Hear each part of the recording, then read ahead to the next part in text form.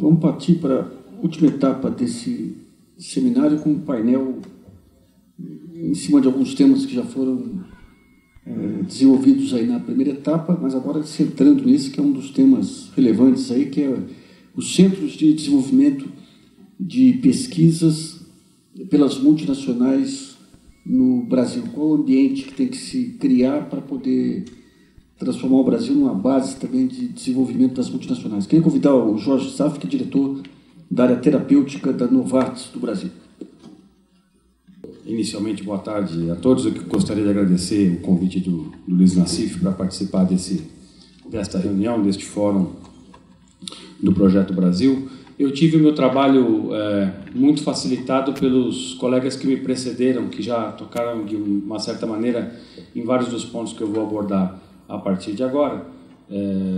Eu entendo que a gente vai ter uma agenda um pouquinho mais flexível agora, então eu vou fazer uma apresentação um pouco mais lenta do que eu havia imaginado e depois me coloco, obviamente, à disposição de vocês se alguém tiver algum comentário para fazer.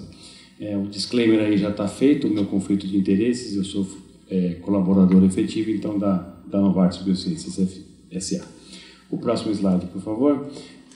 Só para a gente colocar um pouquinho em pesquisa, em perspectiva, imaginando que, eventualmente, aqui a gente tem uma audiência mista, composta por profissionais, eventualmente, de pesquisa da indústria farmacêutica e outros profissionais não tão diretamente ligados a esse tema. Afinal de contas, o que é pesquisa clínica? Se a gente clicar o próximo, a gente vai entender, então, o que é pesquisa clínica é o método pelo qual... O próximo, por favor.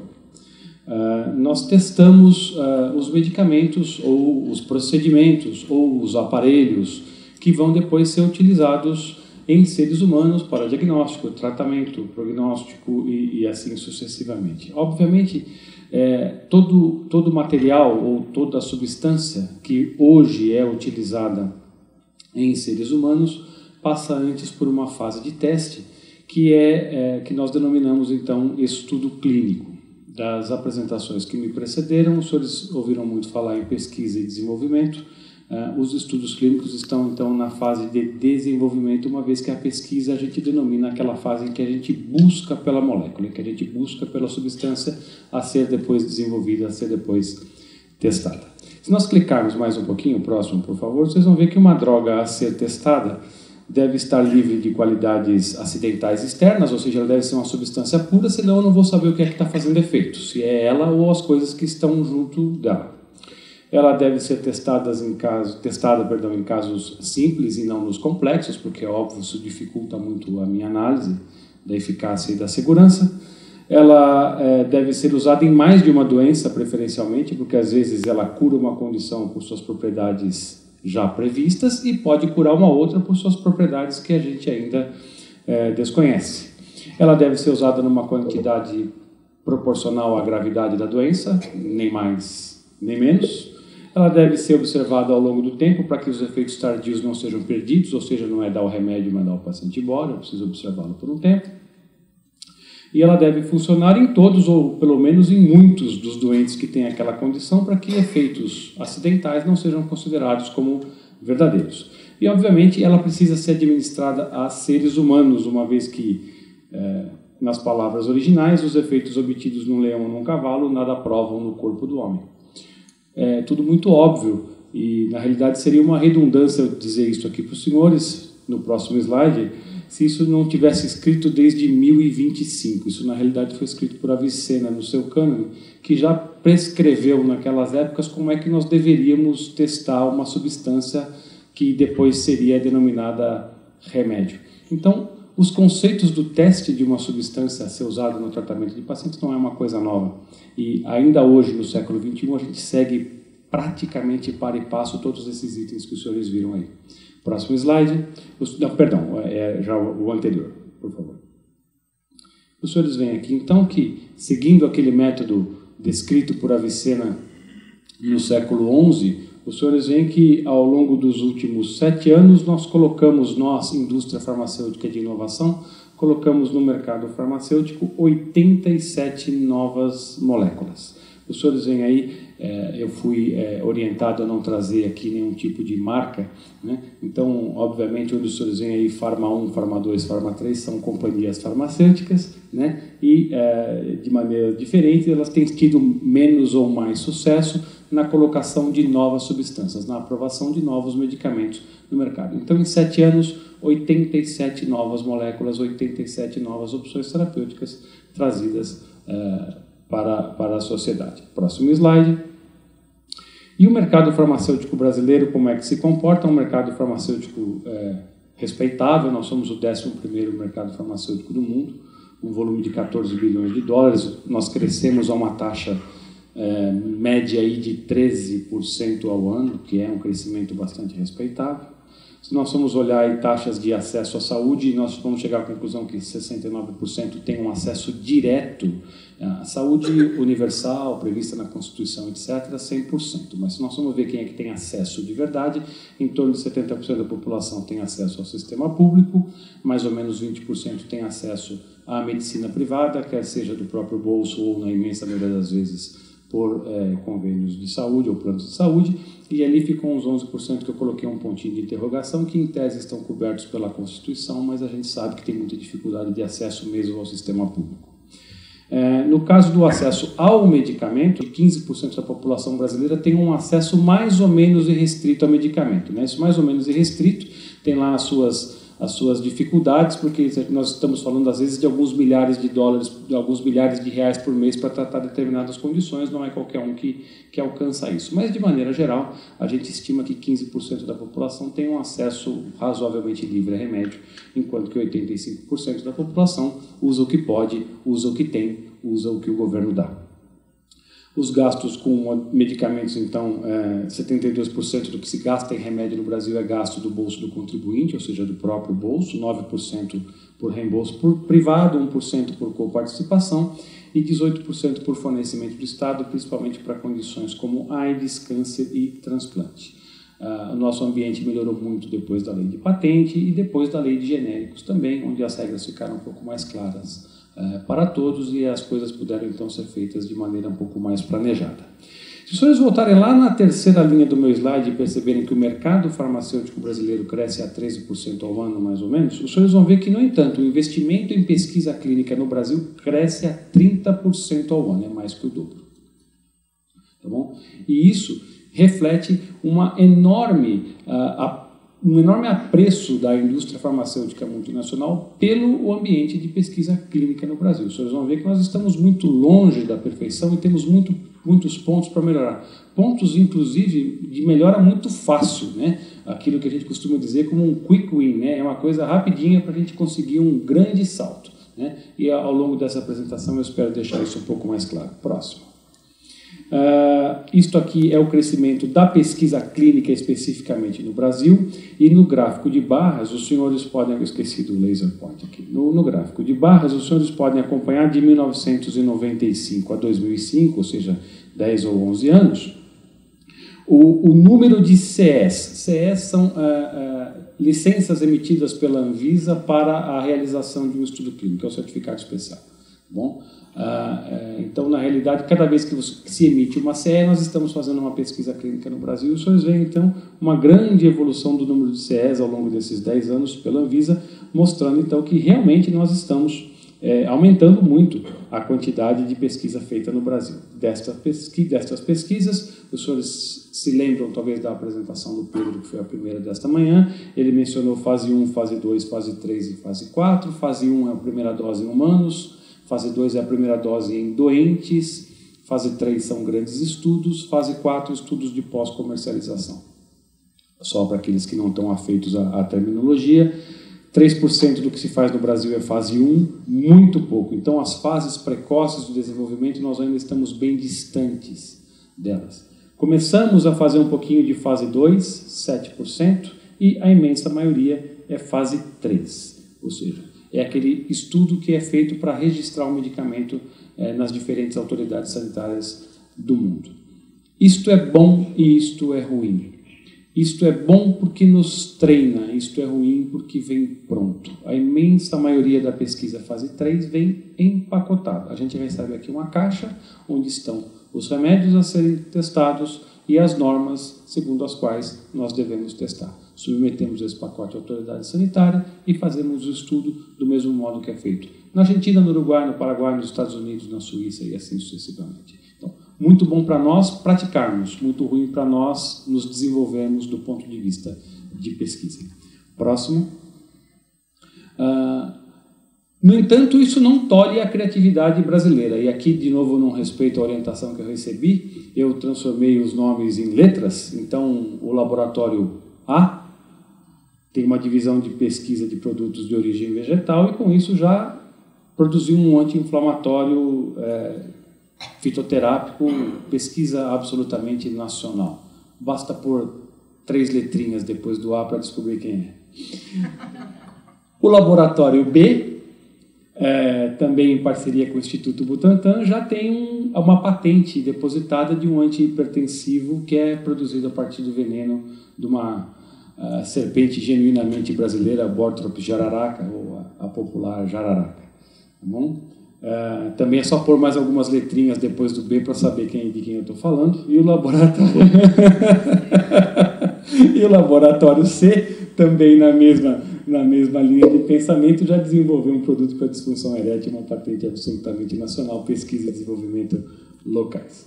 Tá bom? E a Unicamp, essa sim eu posso falar, porque não tem aqui conflito de interesse, né? Através da sua divisão de desenvolvimento de novas ideias e novos produtos, tem mais de 475 pedidos de patentes e já tem, inclusive, um fitoterápico para climatério ou menopausa depositado. Né? Próximo slide, por favor. E aqui eu vou voltar um pouquinho naquele tema anterior e comentar com vocês o que acontece quando a gente recebe um pacote pronto que vem da matriz ou vem do exterior dizendo teste esse remédio nos brasileiros. O que acontece é que assim, a gente fica um pouco na mão deles. Então vamos imaginar, câncer é uma causa obviamente comum de morte no Brasil, nós vamos ver um pouquinho mais para frente que o Brasil tem um mix de doenças de ricos, entre aspas, e de pobres, também, entre aspas. E vocês veem aqui que a população americana corresponde mais ou menos, em números redondos, a 5% da população mundial. No entanto, esses 5% da população mundial recebe 50% do investimento em pesquisa clínica na área oncológica. Metade do dinheiro que se gasta para pesquisar remédio oncológico é destinado aos Estados Unidos. 5% da população fica com 50% do dinheiro. Na União Europeia, de novo, considerando a União Europeia como um todo, mais ou menos uns 5% da população mundial, ficando aí com 25% do investimento em pesquisa clínica, aqui especificamente na área oncológica.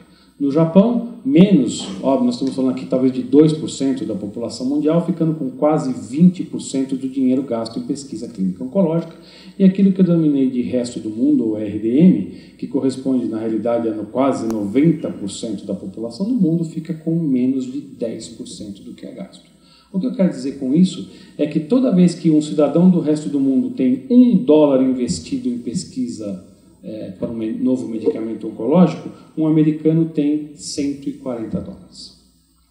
E esse é o problema de receber os pacotes prontos aqui e em qualquer outra parte do mundo. Próximo slide. E aqui é aquilo que eu já mencionava. O Brasil vive uma situação do ponto de vista de saúde que eu diria que é quase esquizofrenizante. Então nós temos doenças de rico, e esse, por favor, ouçam as aspas todas as vezes que eu me referia ao de rico, né? Então, doenças cardiovasculares, infarto, AVC, dislipidemia, hipertensão, obesidade, câncer. Temos doenças de pobre também, com as devidas aspas, dengue, chagas, esquistossomose, malária. Temos as doenças que eu convencionei chamar de sociais, os senhores entendam esses sociais como quiserem, mas são doenças que têm um enorme impacto social, porque atingem pacientes em idade muito produtiva, tolhem muito dessa capacidade produtiva das pessoas. Então estamos falando de AIDS, tuberculose, lepra, até a própria violência urbana, que é um problema sim de saúde pública neste país. E a grande pergunta que eu faço é a seguinte, quer dizer, se nós recebemos pouco dinheiro para tratar câncer, imagina quanto dinheiro nós vamos receber para tratar dengue, ou chagas, ou esquistossomose. Então a pergunta que eu deixo aqui é como é que fica a distribuição de recursos externos para a solução destas doenças aqui? Qual é o papel que agências reguladoras, como por exemplo o FDA, que regula o mercado americano, ou a EMEA, que regula o mercado europeu, qual o papel que eles vão ter em nos ajudar a encontrar soluções para esquistossomose, uma doença que provavelmente um dinamarquês nunca ouviu falar, né? E a solução, obviamente, para este grupo de doenças depende da vontade da sociedade e do governo brasileiro, porque se nós não nos incomodarmos com essas doenças aqui, ninguém vai. Basicamente é isso que acontece e a gente acaba precisando então desenvolver centros nacionais de pesquisa em saúde e a gente precisa desenvolver essa capacidade instalada do ponto de vista de equipamento e instalada do ponto de vista de inteligência e capacitação para buscar alternativas para esses problemas que no final das contas são nossos, gostemos nós ou não. Próximo slide. Obviamente existem muitas alternativas e muitas frentes de trabalho para tentar resolver este problema. O PAC da Saúde pode até ser visto como uma delas. Eu peguei aqui no próprio site do programa as frentes de trabalho do PAC da Saúde, como garantir a vida da mulher e do bebê, planejamento familiar, saúde da família nas escolas, da mulher, do homem e do idoso, doenças endêmicas das quais falávamos agora há pouco, transplantes, expansão do SAMU, humanização do SUS. E, próximo slide, eu gostaria muito de ver alguma ação do PAC, eventualmente, para pesquisa e desenvolvimento, para capacitação de pesquisadores, para o aparelhamento, no melhor sentido da palavra, dos centros de pesquisa, para capacitar localmente pessoas que possam buscar soluções para aquilo que a gente não vai poder contar com soluções externas. No próximo slide, eu quero conversar com vocês um pouquinho a respeito das vantagens de desenvolver, então, esses centros de pesquisa aqui no Brasil e desenvolver, obviamente, os pesquisadores que vão se valer desses centros de pesquisa. Então, a primeira eu já mencionei aqui, que é procurar a solução para os nossos problemas, né? Doenças tropicais. Por exemplo, um dos grandes problemas que nós temos em protocolos de doença oncológica é que muitas vezes o Brasil não pode ser incluído nos estudos porque nós fazemos um diagnóstico muito tardio. Então, às vezes, o medicamento vem para ser testado em determinadas fases da doença que nós já não vemos aqui, porque o paciente, quando tem o acesso finalmente ao médico, a doença já avançou e ele está fora da possibilidade de ser incluído naquele protocolo. E isso vai continuar acontecendo enquanto, de novo, o protocolo vier pronto de fora. Nós temos a pluralidade do Brasil e dos brasileiros, pluralidade ambiental, pluralidade populacional, populações especiais.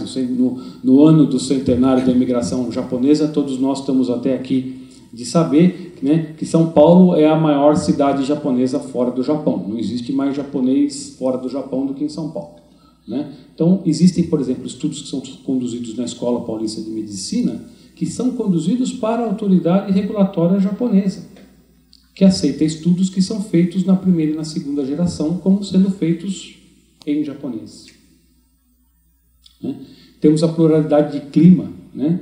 Podemos escolher desde o clima amazônico até o clima quase temperado lá da extremidade sul do país, e a gente vai ter, então, poder testar o que quiser, praticamente para qualquer país do mundo. Nós temos, sim, investigadores qualificados. A gente estima que até 20% dos investigadores atuantes no Brasil hoje têm treinamento no exterior. Nós estamos falando de PhD, pós-doutorado, etc. Gente que foi, viu como se faz e, mais importante, voltou. Este que vos fala, por acaso, é um. Eu passei 2 anos fora e voltei, e não tive interesse de ficar fora, né? E assim como eu, outras pessoas voltam, outros lá ficam. E se a gente criar aqui um ambiente atrativo, talvez mais desses que foram voltem para nos ajudar na solução dos nossos problemas. Nós temos volume, nós temos quase 190 milhões de pacientes.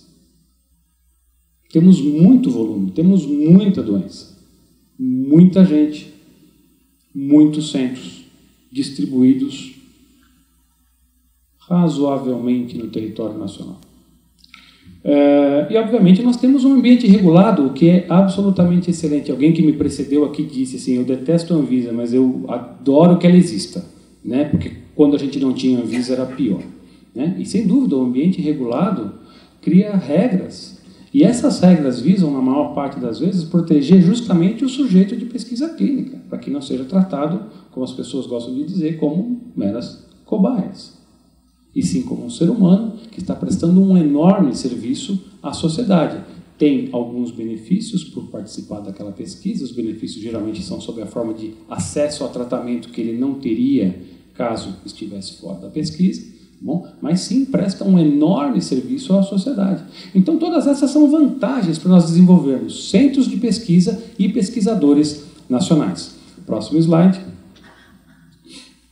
E isto aqui é mais ou menos o que acontece quando o Brasil participa de uma pesquisa clínica internacional. Este é um exemplo da vida real, onde o protocolo chega aqui, ou seja, a proposta do estudo chega aqui no mês 0.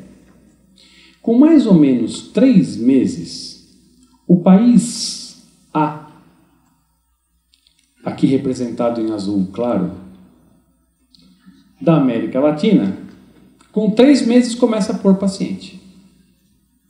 Por quê?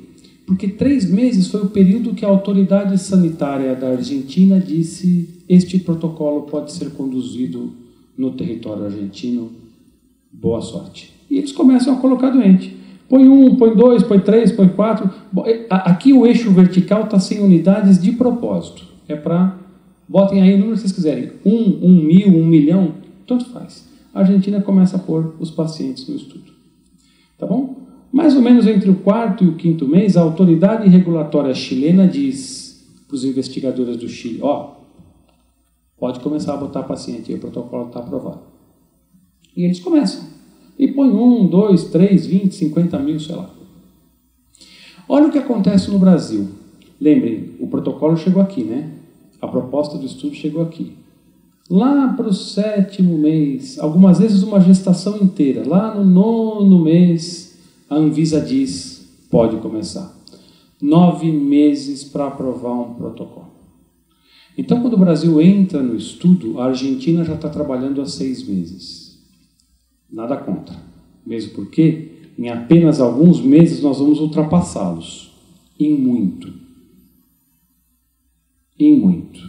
Então, isto aqui, na realidade, é um milagre brasileiro que opera também na pesquisa clínica. Porque o que acontece é que, provavelmente, em algum momento aqui, alguém vai dizer, o estudo acabou. Mesmo porque, na maior parte das vezes, a admissão do paciente no estudo clínico se faz de maneira competitiva. Eu ganho um determinado número de slots para colocar paciente, determinado número de vagas. Mas, à medida que eu consumir a minha vaga, vagas não utilizadas por outros países vão sendo automaticamente transferidas para mim. E eu vou pondo mais gente, mais gente, mais gente.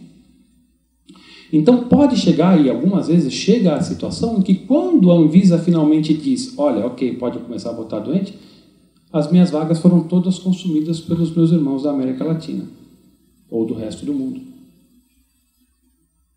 No entanto, quando a gente finalmente tem a oportunidade de fazer isso, a gente se comporta de maneira muito elegante, muito bonita.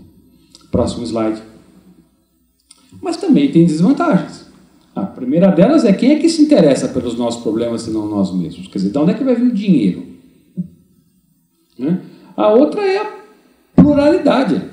Uma coisa é fazer pesquisa clínica em São Paulo, a outra é fazer no Amazonas, no interior do Nordeste ou em Roraima. E eu estou dizendo, o ponto de interrogação está lá porque eu realmente não sei. Mas eu imagino que existam grandes diferenças. A gente, por exemplo, só consegue trabalhar sul, sudeste, poucos locais do centro-oeste, poucos lugares do norte e nordeste. Esta é a realidade da pesquisa clínica hoje no Brasil. Tá bom? Investigadores qualificados, mas eles estão enferrujando, porque não estão fazendo pesquisa clínica, porque alguns deles têm governofobia, outros têm industriofobia, isso já foi mencionado pelos os meus colegas que me antecederam aqui, ou seja, ouve falar em governo, a pessoa foge, ouve falar na indústria, a pessoa foge. É como se governo e indústria, e sociedade e academia fossem todos inimigos. e não estivessem exatamente buscando as mesmas coisas, com pequenas diferenças entre custo, lucro, etc. Mas, no final das contas, estamos todos nós procurando ir para frente. Volume e qualidade, que nem sempre andam juntos. Ou seja, nós temos, sim, 190 milhões de habitantes, mas eles precisam ser tratados de maneira adequada.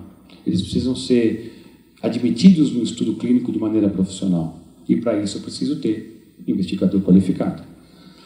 O ambiente regulado, sim, é ótimo, é protetor, mas, como eu já disse, os prazos são longos, os processos são obscuros. Nós já tivemos situações em que o mesmo protocolo, avaliado por 2 caminhos diferentes, é aprovado e reprovado. O que demonstra uma enorme falta de critério de quem avalia esse tipo de coisa.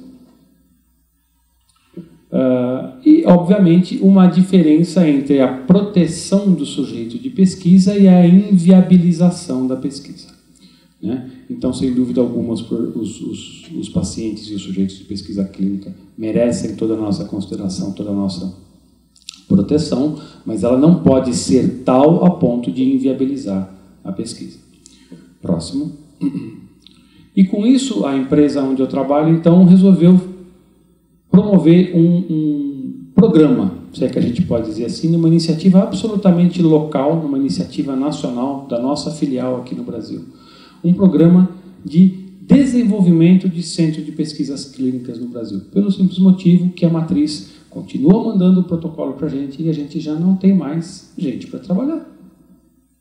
Porque eles também estão com a sua capacidade superlotada. Próximo slide. Nesse sistema, então, próximo, por favor. Nós temos um critério mínimo de elegibilidade, que é uma infraestrutura ultra básica. E, próximo slide, a partir dessa infraestrutura ultra básica, a gente faz avaliações de qualificação do investigador e do seu staff, infraestrutura agora de maneira um pouco mais aprofundada, volume e qualidade dos dados e dos atendimentos que aquele determinado centro faz, o manuseio de aspectos éticos, regulatórios e legais pela entidade, seja uma universidade, seja um centro clínico, o que quer que seja. E, a partir daí, próximo slide, nós segmentamos 77 centros segundo essa categoria aqui, que foi denominada Plus, categoria A, B e C. Ficando bem claro aqui que a categoria Plus é o máximo, né? É melhor que A. Tá bom? 3% desses 77 centros caíram na categoria Plus, para ninguém ficar curioso, são só 2, tá? Um no Sul e um no Sudeste. Tá bom? A próxima em verde é categoria A, 23% dos centros, em azul a categoria B, 39% dos centros e 35% na categoria C, assim distribuídos nas regiões Sul, Sudeste, Centro-Oeste, Norte e Nordeste. Próximo slide. E a partir desta segmentação, nós desenvolvemos planos de treinamento e desenvolvimento individualizados. O que é que você precisa para deixar de ser um centro C e se tornar um centro B? Ou deixar de ser um centro B e se tornar um centro A? É equipamento? É treinamento? É mandar a sua enfermeira coordenadora para um treinamento no exterior? É melhorar o gerenciamento de dados através de uma rede de 2 computadores aqui no seu centro de pesquisa? O que é que você precisa para se capacitar como um centro de melhor capacidade do que você é hoje? Treinamento, então, e adequação feitos em loco, individualizado em 5 fases: a visita de acesso, a identificação das capacidades e das necessidades, plano de treinamento, visita de treinamento, visita de avaliação, acreditação, dando suporte, então, àquele centro de pesquisa. Próximo. E com isso, nós já temos alguns resultados, né? Então, aqui os centros estão numerados, né? Esta aqui é a avaliação inicial, todos eles já passaram por uma avaliação intermediária, né? E alguns já atingiram a sua avaliação final. Tá bom? Então, este aqui passou de C para B, este de B para A, este de B para A. Este aqui não mudou a sua avaliação ao longo do tempo, mas nós tivemos problema de ordem administrativa nesse centro, então esse asterisco está lá para nos lembrar que nós vamos dar uma segunda chance, fazer uma outra última avaliação nele e ver se essa letra eventualmente não mudou. E com isso nós estamos conseguindo uma maior integração entre os centros de pesquisa e a empresa. Os investigadores nos percebem como realmente alguém interessado no desenvolvimento daquele centro e das pessoas a ele ligadas.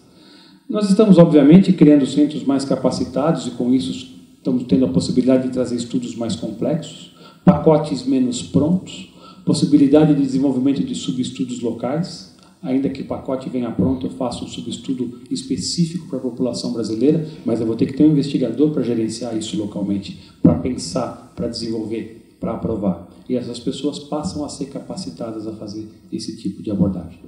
Bom? E, obviamente, uma geração de um volume de dados maior e de melhor qualidade. Próximo slide. Um outro compromisso é mudar um pouquinho o jeito de descobrir os novos medicamentos, né? É lembrar que o motor principal dessa ação é a necessidade dos pacientes e, com isso, a gente se preocupa muito em integrar os cientistas do Brasil com os seus colegas no mundo, de maneira a permitir que a troca de informação seja imediata e que esse fluxo de informações que gera inovação não seja limitado pelas barreiras geográficas ou de acesso ao que quer que seja. Bom, a Novartis, em particular, tem intensificado muito o foco em vias moleculares, criando os tais remédios inteligentes, onde a gente passa a ter moléculas ou substâncias que atacam diretamente o problema e não vão fazer isso por vias complexas, onde se melhora uma coisa e estraga 200 outras. E, obviamente, através da criação de alianças estratégicas com universidades, principalmente para abastecer o pipeline pré-clínico. Ou seja, só existe a Cheflan no mercado porque alguém resolveu buscar um fitoterápico anti-inflamatório nacional, né? Então, isso precisa acontecer. Então, ao capacitar pesquisadores, ao capacitar centros de pesquisa, a gente espera também ver surgir dessas alianças estratégicas com universidades e esses centros, ideias que vão, no final das contas, gerar soluções para aqueles problemas que são inerentemente brasileiros. Próximo slide. Eu acho que eu estou encerrando já. Existem, óbvio, outras iniciativas locais. A minha intenção aqui não foi esgotar o assunto. Existe a Rede Nacional de Pesquisa Clínica, existem políticas estratégicas de fomento à pesquisa. Existe uma necessidade de ampliação da capacidade instalada de pesquisa, mas também existe uma necessidade de uso da capacidade já instalada. Existe muito centro ocioso, né? A gente pode trabalhar com mais centros do que a gente trabalha hoje, né? A capacidade está lá, ela só não está sendo usada, porque, de novo, as pessoas estão enferrujadas. Porque, de novo, quando a Novartis, ou a Merck, ou a Pfizer se aproxima dessas pessoas para desenvolver pesquisa, fala, não, você não. E ele prefere deixar o aparelho dele pegando poeira. O que no mínimo, assim, ele vai deixar de jogar bola, né? Porque quem não treina não joga. Tá bom? Financiamento de pesquisa clínica, e aqui eu faço uma honrosa ressalva à FAPESP, que é realmente uma entidade muito profissional, no sentido de fomento às diferentes linhas de pesquisa, não só biomédica, mas em todos os ramos do conhecimento humano. E, obviamente, o estímulo às empresas, porque eu não queria aqui ser o primeiro a falar isso, e os que me antecederam já disseram, sim, as indústrias farmacêuticas visam lucro e não adianta a gente querer tapar o sol com a peneira. Então, quando uma indústria farmacêutica propõe uma ação como essa, mais ou menos, o que a gente busca? Quais são os estímulos para nós, para a indústria farmacêutica? E o próximo, que eu acredito seja o último slide, como é que nós vamos convencer, então, as indústrias farmacêuticas a fazer essas parcerias? Como é que se convence uma multinacional a pensar nos problemas brasileiros?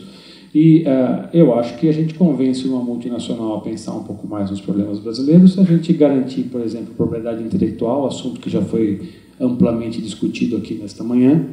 Se nós garantirmos um ambiente regulatório transparente e eficiente, então nós estamos falando de transparência e velocidade, nós não estamos falando de ausência de regulação, né?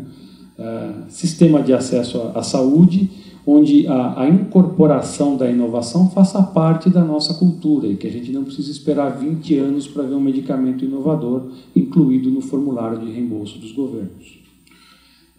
E a valorização do custo-benefício em detrimento do custo-minimização, né? Ou seja, sim, os orçamentos são restritos, sim, as demandas são crescentes, todos nós sabemos disso, nenhum de nós quer outro imposto, todos nós somos cidadãos brasileiros e sabemos das dificuldades de se gerenciar um orçamento governamental. Mas a busca incessante pela custo-minimização em detrimento do custo-benefício pode custar a esse país, no futuro muito próximo, um papel de destaque que ele merece no mundo todo. Ou seja, se nós não mudarmos essa mentalidade da incorporação da inovação, nós vamos literalmente ficar para trás, em português, claro. E, obviamente, fatores de mercado e políticas públicas que estimulem essa inovação, como leis de inovação, parcerias com universidades e programas de financiamento à pesquisa. Eu acredito que esse é o último slide, a gente pode passar por último, e eu agradeço a atenção dos senhores. Obrigado.